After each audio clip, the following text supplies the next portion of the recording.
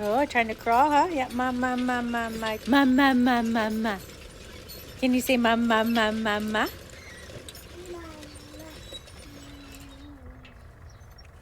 No, you're not pooping. Mama.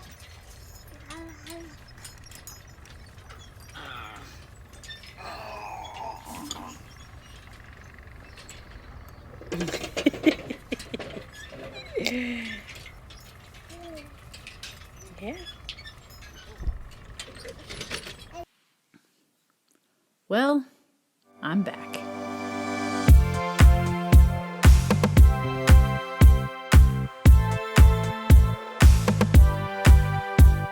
Hello, Lieblings. I'm Mari, science fiction and fantasy author who's been living in southern Germany since 2014. It has been a while, right? Pregnancy was not my friend once I got to the third trimester after returning from my trip back to the States. I learned very quickly that I did not have the brain capacity to multitask like I could before. Between nesting and growing a whole human being, whatever was left over was dedicated to finishing my novel. In fact, here it is in its full glory. If you have followed me for a while, or at least you saw some of my last few episodes, you'll probably remember me mentioning it. If you haven't, it is a modern retelling of Pride and Prejudice, but it's a clash of cultures instead of societal classes. So my Lizzie is Peruvian American and my Mr. Darcy is German. I found it interesting that we Americans see Germans as stereotypically cold and arrogant, while a lot of Germans see Americans as fake. Such misinformation is bound to cause a horrible, with a capital H, first impression. Oddly enough, the original Lizzie and Mr. Darcy had similar prejudices in the beginning, so. The novel is done and still being queried to different agents. I have to wait for several weeks for a response. So I had done a lot of it while I was still pregnant and I wanted to get it done before the baby came. I can still do more. I literally just haven't. I've been on like an 8-month hiatus at this point. Because then, of course, said baby arrived and this whole adjusting to motherhood thing was a lot more than I anticipated. Especially because my mom is half a world away and I do a lot of the child rearing myself. And we're also adding to our house, as you may have seen in the intro. Overall, a lot has been going on, and to be frank, I just didn't have the capacity to also tackle YouTube. But I did take notes when I could, and I have so many episode ideas. So don't worry, Lieblings, I didn't forget about you. I want to talk about my pregnancy, giving birth in Germany as an American, raising my kid here, she is 8 months now, and building a house in Germany, on top of all of my other usual random topics. So I thought for today, as my big coming back, we're going to start with the birth. So my kid was born back in October, meaning it has obviously been a hot minute since said birth, and already the hormones have blurred a lot of the details. Mostly the pain, but I still remember a lot of it. I talked to some friends back in the States with their own birthing stories, and this will be the beginning of a new series talking about giving birth in the States versus Germany, going from prenatal care, postnatal care, and eventually the whole parenting thing. It's going to be fun. But for today, we'll just focus on the days leading up to the birth, the big event, and I was going to do the first days after, but we'll just maybe have that as a different episode. So anyway, let's get to this. My baby was due on the first day of Mooswiese, and if you don't know what that is, I have a few vlogs about this glorious festival. You should go watch them because it's awesome. And it would have actually been kind of a big deal if she was born during Mooswiese because one, it would have cemented her place as a truly Hohenlohisches Kind, and Hohenlohe is the region of Germany I live in. And two, it meant that every year for her birthday, she would be expected to buy drinks for her friends while at Mooswiese. So while number one was cool, number two wasn't ideal in my opinion. But at least as a girl, she wouldn't be expected to spend so much compared to if she were a boy. This is a culture where birthday kids pay for everything compared to where I come from in the States, where everyone buys the birthday kid a round of drinks. It's just different. Anyway, I had planned to go at least to get my Mooswiese. I figured if my water broke while I was in line, the folks would just let me get one before I had to head to the hospital. I'm not kidding. And my mom came from the States to help out, but really she also wanted a Moose Visa for she's also a diehard Moose Visa fan. And in the end, the kid didn't come. So here in Germany, once you are over the due date or the Entbindungstermin, you have to go either to the hospital you're registered to or to your gynecologist every 2 days until the birth to make sure nothing is wrong. So the first day after the Entbindungstermin, I went to the hospital and met with one of the doctors. They did a CTG scan to measure if I was having contractions as well as the baby's heartbeat. No contractions, and the baby's heart was fine. I talked to the doctor and we discussed my risk for preeclampsia, the fact that my heart rate was constantly increasing. I had to measure it every day during my third trimester. And that while this particular hospital usually waited until 10 days after the due date to induce, because of my risk, they didn't want to wait that long. And I was also given the choice to choose the date. The doctor asked if I wanted to come in that next Tuesday, so like 2 days from then, for the induction. But I had an appointment with my gynecologist, and I also wanted to talk to my midwife before I made a decision. The head doctor was super supportive and then asked if I wanted Thursday or even Saturday. And I just said Thursday only because I just had this gut feeling. But I still wanted to talk to my gyno and my midwife. And the doctor said, I just call on that Thursday and let them know. So on Tuesday, I talked to both my gyno and my midwife, and both said that my numbers were good and I could wait and let my body decide when it was ready for birth. And while my heart rate had been increasing, it wasn't that high for alarm.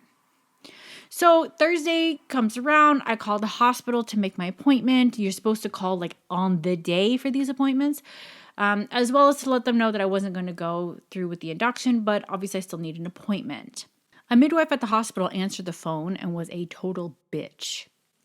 She didn't understand why I was calling them for an appointment and not my gyno, and I was flustered because it was like 8 in the morning, 7 in the morning, and it was early. And I was trying to regale this whole conversation with the doctor from my last appointment with them, but she didn't listen. And then she found my name in their system and saw that I was scheduled for an induction. And I told the woman that I had changed my mind, and then she rudely demanded why. And it was awful, honestly. I don't remember how this whole conversation ended because I was crying at that point. She was so rude and like, why, So I got off the phone and just cried. And then about 10 minutes later, I get a phone call, and it's another doctor from the hospital who had heard the midwife on the phone and thought something wasn't right and wanted to apologize for the midwife's behavior because her tone wasn't professional. And then I started crying again because I did not expect the kindness as well as the apology. And this doctor spoke kindly and told me that she was here for me and for me to take my time because, I was like hysterical at this point.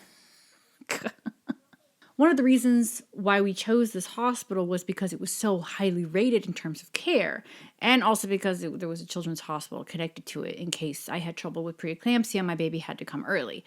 And this phone call proved to me why the people regarded this hospital so well. Once I had calmed down, I was able to explain the situation that I just explained to you.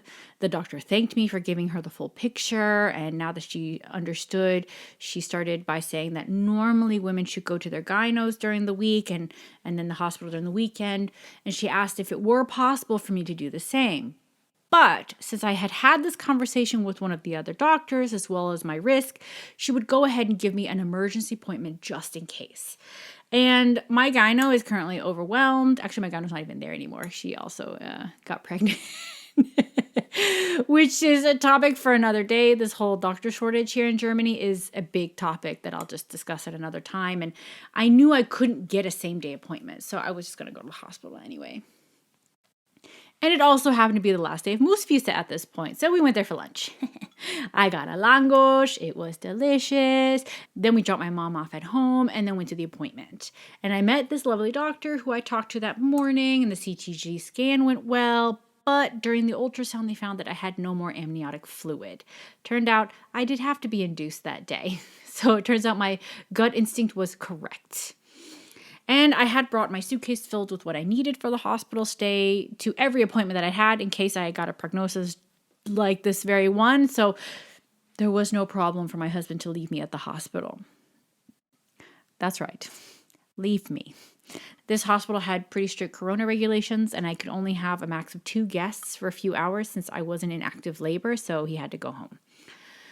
So I was induced, the pain was horrible, and it didn't take long for me to go into active labor, so I was able to call my husband back. I spent the rest of the night having the CTG scans attached to my belly, and I had to try all these different positions because, according to the midwives, baby wasn't happy. Wasn't really getting details, but there was unofficial talk of a C-section. But, I mean, whatever. And on another note, I never actually found out which one of the midwives was the mean one I spoke to, but the midwives who were there, they took care of me. They were like literal angels sent from God. They were so kind and supportive, and I felt safe and looked after. And this is a big difference between giving birth in the States versus Germany. I mean, like in the States, you have nurses looking after you until the on-call doctor or the doctor you have actually been on this whole journey with comes for the birth itself. In Germany, midwives and doctors work together. And while in the States, you would have your OBGYN, your like that you've gone through your whole pregnancy journey. They're the ones that should be in the room with you while you're giving birth. You would do that with your midwife. And I could have paid extra for my midwife to oversee the birth, or gone to a birthing house, which is strictly run by midwives, or given birth at home. But honestly, I wanted access to the pain meds. Hashtag sorry, not sorry. Anyway, I was pumped full of pain meds and eventually had an epidural. I also spent a good portion of the night throwing up, so that part wasn't fun. Eventually, the kind doctor from the day before returned in the morning for her next shift and took one look at my CTG and said I would need a C-section. Turns out that with every contraction, my baby's heart rate went down. I was also only about 4 centimeters, which means I had hours to go, and that was hours my baby probably didn't have. She apologized that I wouldn't get a vaginal birth, but honestly, I was fine with it. My plan was literally to just go with the flow. Both follow my gut instinct and work with the medical professionals, and if a C-section was necessary, like in this case, then so be it. So within an hour, I was sliced open like a Christmas ham, and my kid was born. Honestly, after all that throwing up, I was glad for it to be over. I didn't have the strength for a vaginal birth. I was happy that we all came out the other end safe and healthy. And because I had a C-section, I was expected to stay at the hospital for 5 days. Like I said, I think I'm going to tackle those days in another episode, only because I can use, what happened in those few days to highlight more differences between the US and Germany. But there I was taken care of by nurses, which also another side note, it was a Catholic hospital and the nurses there were called sister or Schwester, which could either be a reference to the sister or like Catholic nun, or shortening of the German word for nurse, which is Krankenschwester or sick sister. And this is actually a question for all of my German experts. Which is it? Is it a little bit of both? I don't know, probably is. But let me know in the comments below. Overall, I'm so glad to have been in that hospital. I was scared that my birth would be traumatic, and it wasn't. It was hard, of course, it's birth, but if we ever decide to go again, I would probably like to go back to this hospital. Oh, and in case you are wondering, this was all done in German. No English for this foreigner here. But my German is definitely enough to be able to navigate my corporeal health and birth of my child, so that's a win. An immigrant level unlocked, I suppose. Wow, what a comeback, eh? I will try to post more often. I am at the point where my little mouse has more of a routine where I can more or less get things done besides being her servant, but it's not guaranteed. Actually, I was going to film this during her nap, but she decided no nap. So I'm filming this while my husband has the mouse. So regardless, it does feel really good to be back, and I have a ton of episodes planned. So what do you think? What are your thoughts on all this? Have you given birth in a country that's not your country of birth? You see what I did there? What were your experiences? I would love to know your thoughts. Let me know in the comments below. And that's it. Thanks for joining me. If you're new here, please consider subscribing and give this video a thumbs up. It lets me and YouTube know that you like this kind of content and you want to see more. Please leave me a comment if you have any questions or if there's a certain topic you'd like to see on this channel. If you want more info on my books and newsletter, check them out in the description below. And don't forget to connect with me on social media, whether it is through TikTok, Instagram, Twitter, or Facebook. And that's it. Until next time, ade!